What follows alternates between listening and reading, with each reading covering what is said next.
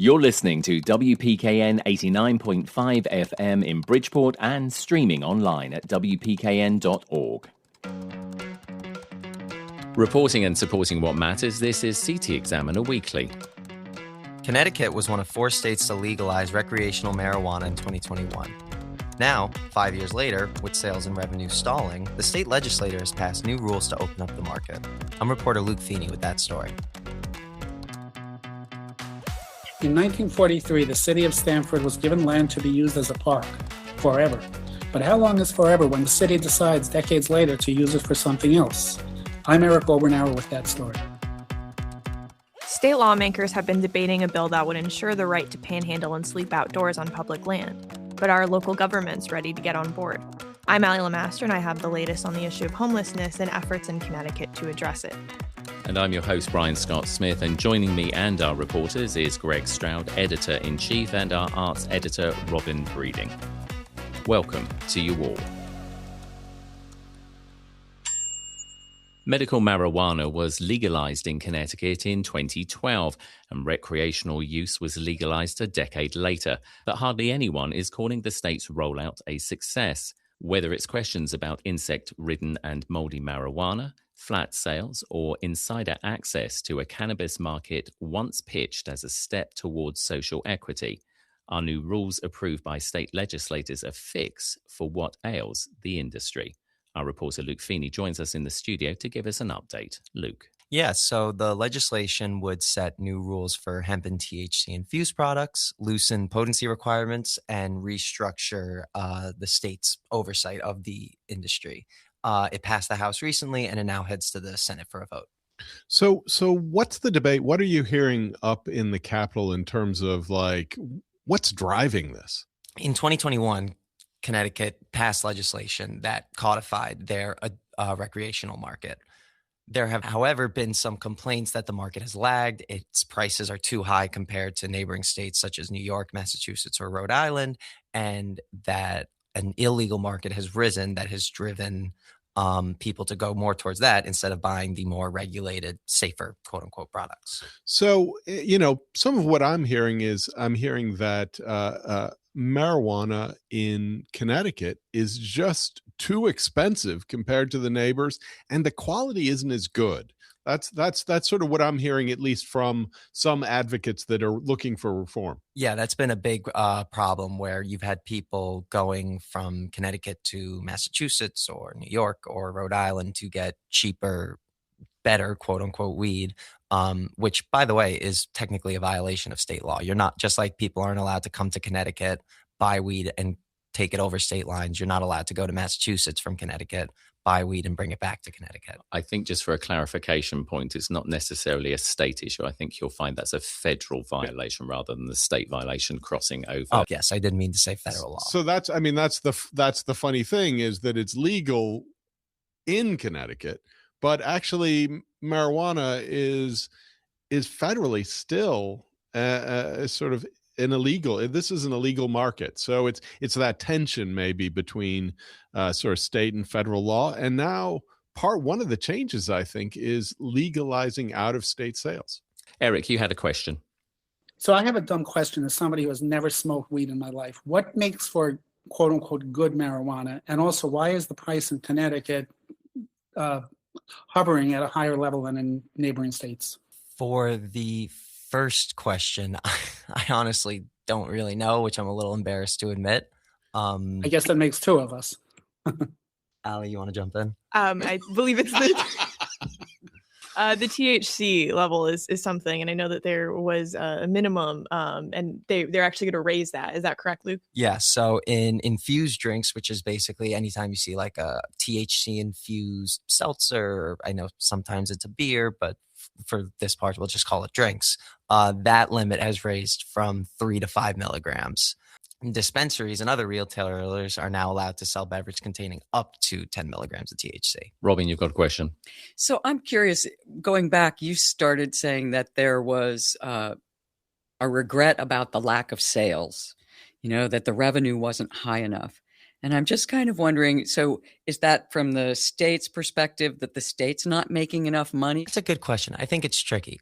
The state is making money off the cannabis market. There's no doubt. However, I think the belief is there could be more to be made. Is there any debate up there about the pros and cons of this? Yeah, there actually That was. way? So the majority of the opposition came from Connecticut Republicans, although some Connecticut Democrats did vote against it. For the most part, the legislation passed the House, mostly along party lines. And a lot of Connecticut Republicans raised those concerns and said this is not something we should be selling to kids. They were very concerned about packaging. They were very concerned about kids, potentially being exposed to this market. I think some of the Democratic pushback was the problems are arising from the illegal market, not the state's regulated market. Mm-hmm. Yeah, so just to sort of encapsulate that, the illegal market obviously has always been there. I mean, it's grown a little bit more because clearly the pricing issue. One of the other big issues is the Department of Consumer Protection, who are responsible for looking after the adult market, but also the medical market as well. Many organizations have said that they feel that they've got too much of a hold on the situation here in Connecticut. And also, we've seen already in this short period that adult recreational use has been legal, a major player depart the state because they said it was too expensive and too complicated to actually work here in Connecticut with that. So it is a multiple touch point issue that it's the state, as you said, Luke, is making money. They're not making the sort of money that they projected, but trying to get that out of them is another thing. But also the businesses themselves who one are still here, but have also departed the state, have said there's just too much. It's such a burdensome industry here that they need to relax it a little bit. So it'll be interesting to see how that works. Greg. I mean, it's really remarkable for me to talk to, frankly, older Connecticut residents who never used marijuana in the 60s. And now they're actually taking gummies to go to sleep, to handle jet lag. You sort of find a sort of how it's kind of culturally changed, where a lot of people, we see alcohol and beer sales going down, and that marijuana and the use of cannabis products has just sort of grown as sort of it's sort of melded in with that wellness issue, which I think has caused some people a little bit of concern. But Connecticut would like those revenues. Yeah, I also think, in my opinion, marijuana opens itself up opens an avenue in a way that maybe cigarettes didn't. In that, I do think a lot. We see people smoking cigarettes less because of the public health concern. I think because marijuana is viewed more as a wellness substance, it is a little more attractive as a marketing thing than cigarettes, which I think we all know are bad at this point. Well, it hasn't been that long since they were selling Lucky Strikes with the doctor's recommendation that they were toasted and they were good for you. So, to me, it's I always take our coverage of this.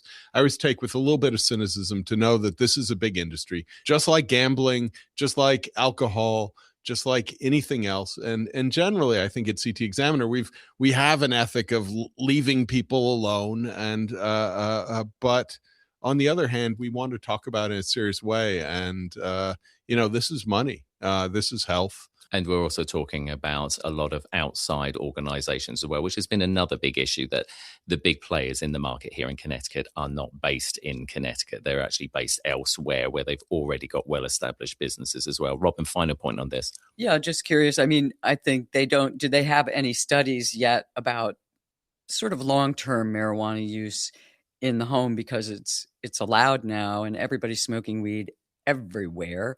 And I'm just curious how that's going to play out over time. I mean, chocolate's good one day, chocolate's bad one day. Where's this going to go? I think the answer with regards to the studies is no, there are no long-term studies still. It's still something that has to be. And I think the federal government have been tasked as to whether or not they should be actually undertaking some studies, because, of course, the possibility they may one day reclassify this. Whether or not it becomes legal under federal statute is another thing. Luke, ever so many thanks for that. Now, in Stamford, a plan to build a public library in the city's Cortlandt Avenue Park has sparked a fierce debate about the city's limited green space, its trees and parks, at a time when many residents have complained that the city is losing its quality of life to fast-paced development. But will a decades-old deed restriction force the city to scrap plans for the park? Reporter Eric Obernauer joins us remotely from Stamford with the story. Eric. So, this is a developing story, but Stamford has recently approved $250,000 for design and architectural specifications for a newly proposed library branch in the east side of the city in, as you said, Cortlandt Park. The problem is this park was donated to the city back in 1943 with a deed restriction saying it shall forever be used as a public park and for nothing else. Now, proponents of the library say that by offering classes on things like gardening, art, macrame, and other hobbies and so forth, that its use is consistent with the recreational vision of a park. But, this probably won't be the last word on it.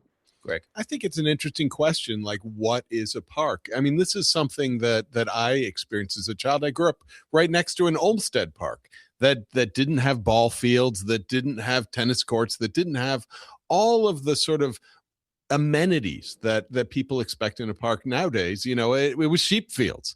And so in this case, we see, a town, to what extent they're constrained. But we also have this question, I think, Eric, you've been reporting on the trees and tree commission and people worrying about just like the health and the sort of natural environment in the city.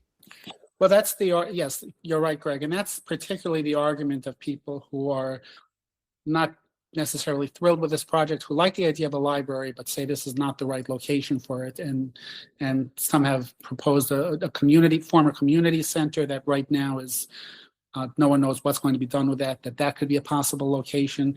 But, I think, though, ultimately, there are arguments pro and con, but it's ultimately we have to come back to this deed restriction, and city officials they haven't really addressed it, as far as I can see, very clearly.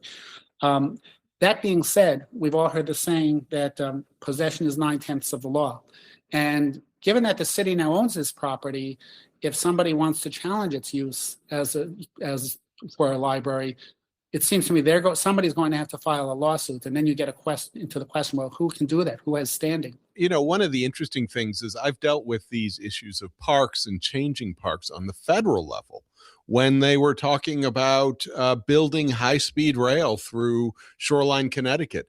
And it turns out that on the federal level, it's nearly impossible to turn parkland into something else. Like to build a highway through a park is one of the hardest things to accomplish on the federal level. There are special restrictions. So I'll tell you what, if there is $1 of federal money that's gone into that park since 1946, or any federal permit, that will pretty much block any of these plans. I can tell you that. I'm not sure if people are aware of the law, but it's an interesting one. In fact, I know that in Fairfield County, some of the towns have been building parks in part strategically to block out potential infrastructure projects because they know that once they have those parks in place, they're staying there.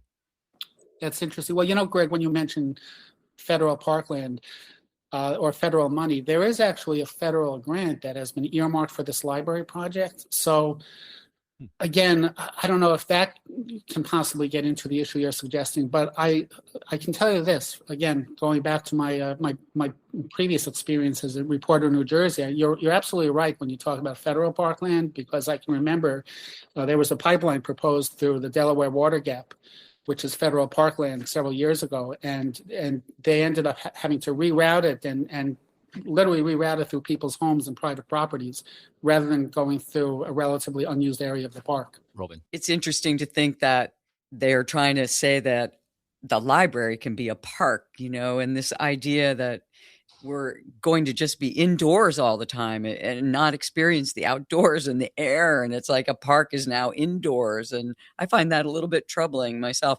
I'm really grateful that they would be building a library, but I'm hoping they could repurpose some buildings or do something else. Certainly, I think what I think Eric's reporting has been showing us is that quality of life issues are just one of the driving things in politics in Stamford and in Fairfield County, and how they handle the quality of life while you have more housing is going to be one of the tricks If they can get that right, if Mayor Carolyn Simmons can get that right, then that will be something. And we're certainly seeing how hard it is in just this small, who could possibly oppose a library? Well, maybe Stamford. Eric, final comment on this before we move on to the last story. Sure. To your point, Robin, just to be clear, the library that's being proposed would not take up the entire footprint of the park. It would be a portion of it. And again, proponents say that there would be a synergy between what's left of the park and the new library that would work for everyone's benefit. Again, I come back to the fact, though, that the language in the deed says that the premises shall be forever used and maintained as a public park and playground and for no other purpose. So, that seems to be the thorny issue that's going to have to be addressed in some way. Yeah, I mean, it is interesting, and it may well put people off as well who have land that they want to donate to towns and cities in the future if they know that possibly it ends up not being used for what it is that they want it used for. Eric, great reporting on that. Obviously, a story we will be coming back to. Thank you for that. You can't walk past the New Haven Green without coming face to face with the country's failures to address the problems of homelessness. Panhandlers and homeless encampments are as much part of downtown New Haven as the Yale Ivy League University campus. So what do city mayors like Justin Elicker have to say about new legislation aimed at ensuring the rights of the homeless here in Connecticut? Reporter Ally LeMaster joins us in the studio to tell us more about the story. Ally. Yeah, I reached out to some mayors after reading this bill and trying to see what they have to say. And one of the biggest lobbying groups, Connecticut Conference of Municipalities, they spoke out very against this due to it takes away local control. But so far, I think it's been kind of radio silence a bit. Is that correct? That so far you've sensed a reluctance to talk about the issue. It's a difficult issue. Do you have a sense of why? Yeah, so I reached out to a bunch of city mayors, a bunch of small town mayors, and I think it's a tough issue because I think while there is this sense that they like the intent behind the bill, which is to not maybe criminalize homelessness, which is something that a lot of advocates have been saying, but I think that there's this issue of how do we address it, and is this the best way to address it by kind of using state law to have local officials say you can't do this, you can't make laws about panhandling, you can't do that sort of thing. Robin, I just was asking what this bill, for people who don't know, is really about. Yeah, so it prohibits towns from adopting or enacting ordinances that prevent a homeless person from sleeping on town property or for soliciting money or trying to access healthcare. And a lot of opponents of the bill I've heard from smaller towns, they said that it takes away a town's ability to enforce health and safety issues potentially in a town. Eric, you've got a question. Al, I'll kind of address the elephant in the room a little bit. Is there an unspoken fear, do you think, among opponents of this bill that if it passes in some form, that we could see in Connecticut and cities like Hartford and New Haven what we've seen in California and cities like Los Angeles with massive homeless encampments, and the city is essentially being unable really to do anything about it or house these people?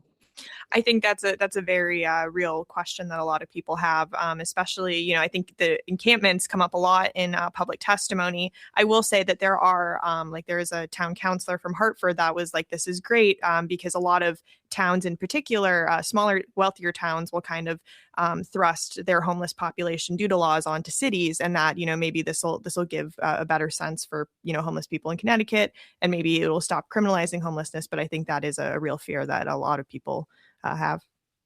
I think one of the issues that advocates of the homeless have is that they don't want a problem to disappear they don't want the problem to disappear but still not be solved. So the idea that somehow that the that homelessness is more of an aesthetic problem than really a problem of mental health, of just the human right of finding people housing. But this is, I think, as Brian was saying, this is a nationwide conversation. And we have some of the most liberal places in America, whether it's San Francisco or whether it's Portland, that have been dealing with a sort of a crisis in their city centers that have made kind of unregulated homelessness almost untenable. Eric. I will say to that point, I was reading an article recently where it was theorized that one of the reasons we've seen this issue rise to such prominence along the West Coast in places like California, San Francisco, Portland, and so forth is just because it's a much more mild tempered climate there. And I mean, Connecticut, of course, as we know, can have some pretty tough winters. So I think it remains to be seen if we would necessarily see the same thing here. I don't know, but it's just an interesting thought. And Ally, just wondering, is there any other additional legislation to either expand shelter space or expand opportunities to get these folks actually in-house?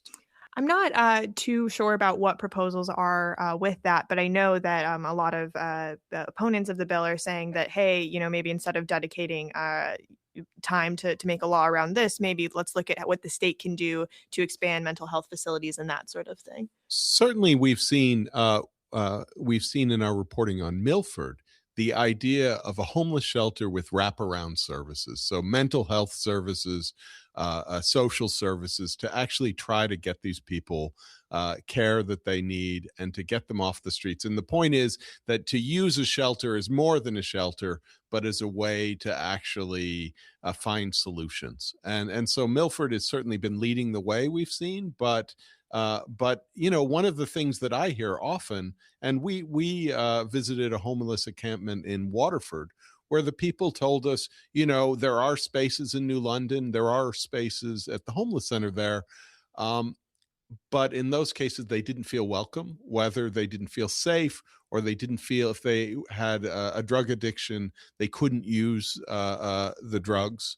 And so they were sleeping out in tents in that case, behind a bank. I also want to point out as well that it does seem a bit of a case of NIMBY as well as like not in my backyard, is that we're all very sort of like open and saying we should be dealing with this. But then suddenly when we're forced to deal with it, the other side of the discussion comes out. To pick up on your point as well, Greg, about, sort of like if somebody has substance use disorder, I mean, safe consumption sites is something that, they are pressing for here. When you consider it, and somebody mentioned this to me the other day, and I thought it was actually a very valid point. A pub is a safe consumption site for alcohol. So, why people are so against having safe consumption sites for substance use, is another thing. But again, it's the optics, isn't it? It's certainly fair to bring up this issue of alcohol use and the problems of alcohol use. I know there was a great reporting about 6 years ago that showed just how many healthcare dollars in Connecticut and insurance dollars went to treating alcohol abuse. And it was way up there. I mean, it was one of the top expenses in Connecticut for healthcare was treating all the conditions that come from alcohol abuse. And so it's certainly, we are spending on that, and what aren't we spending on? And I think it's a fair question. Well, great reporting from Ally there, and sadly a story we will be continually coming back to, as unfortunately homelessness is something which ebbs up and down, not just here in Connecticut, but across the nation as well. Time now for a look at some happier things, some events and things to do in and around our state, and maybe outside as well, with our arts editor, Robin Breeding. Robin, what have you got for us?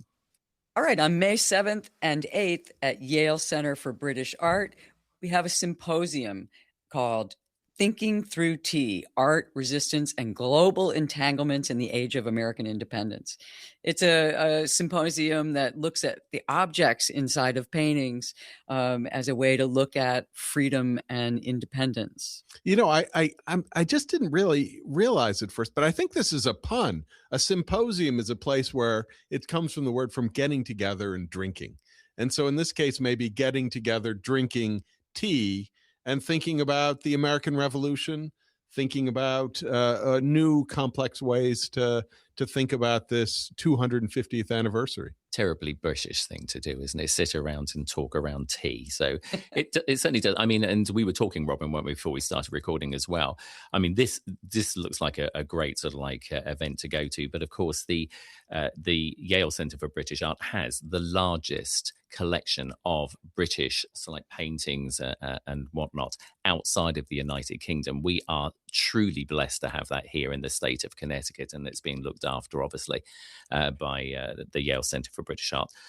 So that's May 7th and May 8th, this symposium, Thinking Through Tea, Art Resistance and Global Entanglement. What else do you have for us? On May 7th at the Town Cellar in Darien, there's a wine class with visiting winemaker from Scar of the Sea, and his name is Mikey Juni. And recently we just had some of his wife's wine and have really enjoyed it. This was actually when we were picking out what wine we were going to have for an anniversary, a 31st anniversary, we thought Scar of the Sea. And this was a new innovative winemaker. This is someone that has international prominence and will be it's in Darien. So this is a chance. If you're interested in wine, this is one of the hottest makers in the world right here in Connecticut. Yeah, it's low intervention wine. So it's all biodynamic and it's very delicious stuff. $45 for that class, and that's May 7th at the Town Cellar again in Darien. May 9th, we have the Wilbraham Climb, which is the 2026 antique auto race in Wilbraham, Mass. And that's a town that is very pretty, and they happen to have a hill that is very, very steep. So this is an antique auto race, and it's one of the few races where, they actually get in some of these really old cars and bikes and motorcycles and go up that hill. This is a chance, we have not far to the west of that, we have Lime Rock, which has antique cars racing, a racetrack. And this one would be another place to see great old automobiles actually in motion, in action, climbing Wilbraham Hill. And then there's some great restaurants, great places to get a sandwich. That certainly looks like fun. I love the research on this as well before we move on to the next one, where it says Henry Ford, obviously creator of the first automobile here in America, said auto racing began 5 minutes after the second car was built, which is absolutely true, isn't it? So it looks like an amazing event, the Wilbraham Hill Climb 2026. And as Robin said, that's May 9th from 9 a.m. to 3 p.m. And you'll see all manner of historic race cars and vintage and motorcycles racing up Wilbraham Hill. What else have you got for us? May 9th and 10th is the 89th Dogwood Festival at the Greenfield Hill Congregational Church in Fairfield. And we've done events there before. They have wonderful Christmas celebrations. And this is my favorite tree is a dogwood. So they're going to have a fair and jewelry and all kinds of craft things. It's a chance to experience to small town Connecticut in one of the prettiest places in Connecticut. And the trees, if the trees are in bloom, if we've got good weather, I think it's something to see. That is the 89th Dogwood Festival, May 9th and 10th at Old Academy Road in Fairfield. As Robin said, the Greenfield Hill Congregational Church. I think we've got time for one more. On May 16th, we're going to have a plein air class in Old Lyme with the Lyme Art Association. And Old Lyme is known for plein air painting, home of American Impressionists, summer home of American Impressionists. And anybody who wants to come out in some warmer weather and paint outside, it's a great opportunity. And also to be sort of like, part of a workshop with the New England artist Caleb Stone. I mean, he's going to be talking you through, obviously, this workshop, which will help you if you're into your art and painting. It doesn't get much better than that from an instruction point of view. This is one of those places where you see the artists on the roadside today painting scenes that we see in paintings 100 years ago.